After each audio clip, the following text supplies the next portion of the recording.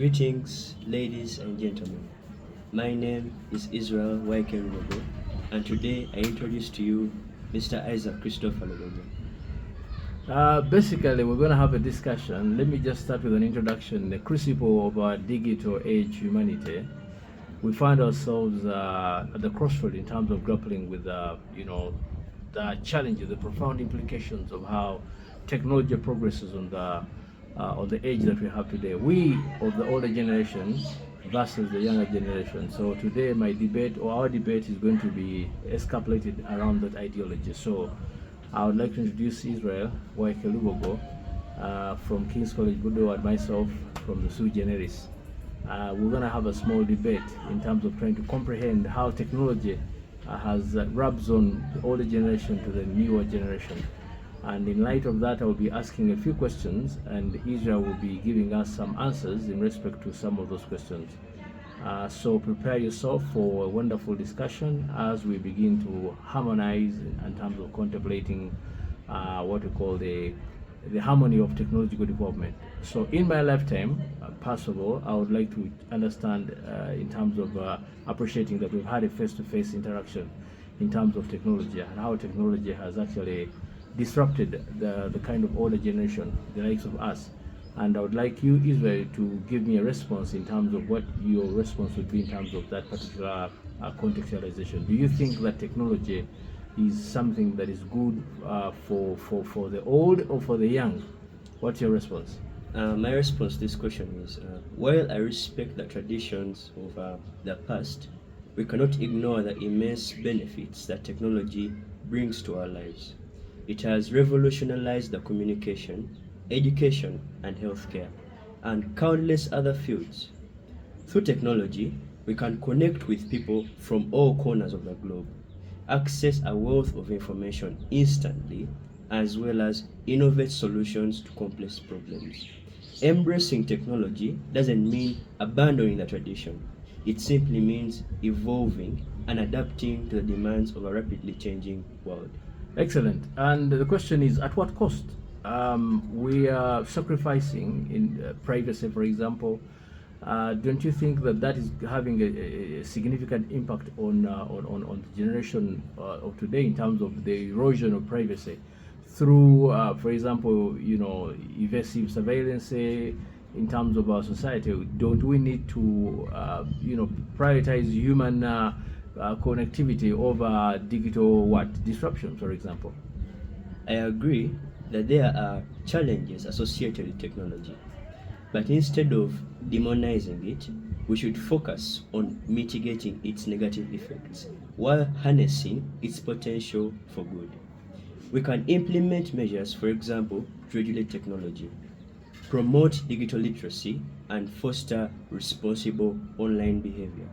Let's not forget that technology has also democratized access to information, empowered marginalized communities, as well as accelerated progress in fields like medicine and renewable energy. Wow. Okay, while I acknowledge the benefits that you have talked about, I would also want to understand that we are becoming isolated in terms of our behavior. We are stuck to our screens.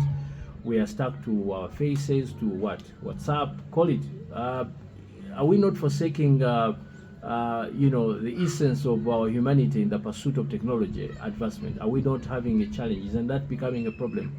Don't you think that we are creating a gap in terms of that? I hear your concerns, Dad, and I share some of them. But I believe that with conscious effort and responsible use, we can strike balance between embracing technology and preserving our humanity. Ladies and gentlemen, let us leverage the tools at our disposal to create a future where innovation enhances rather than diminishes the human experience. Okay, ideally our debate is to, as I say, to try to develop, to understand or comprehend the ideology or the resonance of technology in terms of its applicability, the older vis-a-vis the younger. And I would understand sometimes that the older people are stagnant in terms of getting hold onto those things that they used to know them as they were. I was visiting Europe one of these last days, and I got to know that even up to now they still sell phones like Nokia, what 5110, 8 watt, those old button like. And I asked them, who do you sell these phones? Yet we have other gadgets now. We have what new phones, and I discovered that the old people still hang on to the old way of doing things. Is it a fear of the future? Is it what the fact that our minds are fixed on old traditions, or is it a failure to comprehend technology as we know it today? And that is a debate that I would like you to explain. Well, I understand your concerns, Dad. Technology is inherently detrimental. It's how we wield it that determines its impact. We harness its power to enhance our relationships, broaden our horizons, and address pressing global challenges. Okay, further, can we truly replicate the depth of human interconnection through the screen? For example, are we not sacrificing authenticity for convenience? That's a very valid point. While face to face interaction is irreplicable, technology can, however, supplement and enrich our relationships. Video calls, for example, allow us to maintain connections across distances, fostering a sense of closeness that would otherwise be challenging to achieve. Okay, now, yet are we also not, for example, at risk of diluting the quality in terms of interaction by favoring digital communication in terms of and sacrificing person-to-person conversations, for example? It's a deliberate balance that, while technology offers convenience, we mustn't let our erode the depth of our relationships.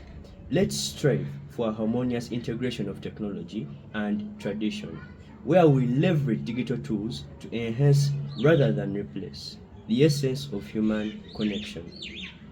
Okay, and perhaps you're right, my son. I agree with you. So instead of perhaps resisting change, let us embrace it with caution and mindfulness, and ensuring that we preserve, that define human beings in terms of progression. Would you agree with that? Agreed, Dad. Let's embark on this journey together, bridging the gap between generations by forging a future where technology serves as a catalyst for positive change while anchoring the timeless values of compassion, empathy, and genuine human connection. Excellent, excellent. And I think I agree with you. And as I said, this dialogue underscores the importance of finding common ground and fostering mutual respect between, differing perspectives. For example, in terms of advocating for a balanced or nuanced approach in terms of navigating the complexities of digital age as you know it today. So the intention is to create a balance, a harmony, or an authenticity in terms of paramount compliance with the age as we know it today. I'm very interested in the debate that this gentleman has actually propounded, and perhaps I would also argue that we are sometimes face the risk of losing, as I say, the essence of that interaction. So we should be careful that even as we embrace technology, we are confident of the fact that we should be guided by moral ethics. We should be guided by substantive right to privacy, and also be careful with the things that we do. I don't know what you would say about that. While I acknowledge the importance of preserving human connection, technology is not inherently antithetical to authenticity. Instead, it offers us new avenues to enhance our relationships and broaden our horizons. We can harness its power to supplement rather than replace the depth of our interactions. Wow, excellently said. And are we also not saying at risk of maybe, as I said, diluting the quality of these relationships? I know I've asked that question, but I want you to help me drive that point a little bit further. Because quality in terms of human expressions, I mean, we're talking about transhumanism, for example, we're talking about digitalization, we're talking about new age technology, we're talking about ChatGPT, we're talking about something that is becoming more like a human of sorts. What is your response to that? Yes, as said, I had agreed that face-to-face interaction is irreplaceable, but technology can instead complement it not diminish it. I gave examples of video calls that allow us to make connections between distance, fostering a sense of closeness that would otherwise be challenging to achieve. It's about finding a balance between the two. Excellent. And we can, like you said, truly replicate the depth of human connection through these screens, and that becomes essentially important. No doubt about that. And therefore, through the applicability of digital communication, we can try to reduce on the erosion of that richness of our reliance on the interconnectedness that we are arguing on and on. What is your response still on that? It's not about replicating, but rather adapting to new modes of communication. Technology offers us the opportunity to transcend physical barriers and connect with people across the globe.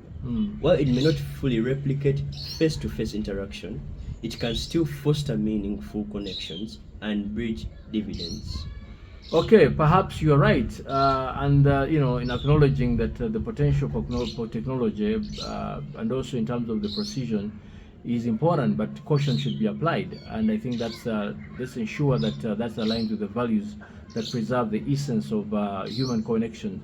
Must not be conveniently overshadowed by these digitalization as we know it today. Is that right? Yes, I agree, but let's not dismiss technology's potential to enrich our lives.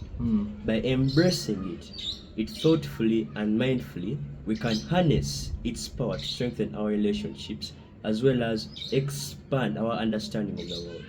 It's about striking a balance between tradition and innovation, authenticity and convenience. Okay, so you are arguing that in the pursuit of progress, we must actually not forsake the very essence of human technology with its seductive promises in terms of efficiency and convenience that threatens commodity in terms of our interactions, or in terms of reducing them to mere transactions, and therefore making them digitally convenient in terms of applicability. I would like you to expound a little bit on that in terms of your argument when you harness that particular point. Well, I understand your concern, Father. It's essential to recognize that technology is not inherently dehumanizing. It's how we wield it that determines its impact. As Marshall McLuhan famously said, we shape our tools, and thereafter our tools shape us. Let us harness technology as a tool for empowerment rather than allowing it to delicate the terms of humanity. Excellent. And I would also want to argue, but we can also truly remaster perhaps the use of tools that we already have in terms of shaping our lives, and where technology becomes dominant force in terms of shaping our culture. Then we have to be a bit careful and mindful. Are we not saying that it is important to not sacrifice the depth of this relationship at the altar of this technological progress? Couldn't that be an argument that someone can propound? While it's true that technology exerts a profound influence on our lives, we still retain agency in how we use it. As Albert Einstein aptly put it, it has become pleadingly obvious that our technology has exceeded our humanity. Let us reclaim our humanity by using technology to amplify our compassion, empathy, and genuine connection with others. Ladies and gentlemen, that is the young man Israel YK Lubogo from King's College Budo. My name is Isaac Christopher Lubogo. God bless you and thank you for attention. Thank you and thank you indeed. We shall take leave.